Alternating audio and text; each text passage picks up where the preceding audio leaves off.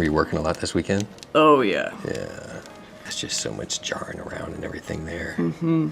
No wonder this problem. You can feel Oh my all of gosh, that, yeah, right? all of that. You been having headaches yet? Yeah, actually. Yeah, that guy right there will cause those headaches, that upper cervical one.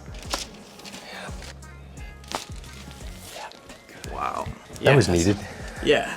Like the base of the skull. Yeah. Really And that's where those headaches will come from, right? They start at that base of the skull because that's where that nerve that whenever it gets irritated starts to cause headaches, migraine, sinus allergy, all that kind of stuff. Yep. And with what you do, with all that jarring around and everything like that, it gets that upper cervical a lot.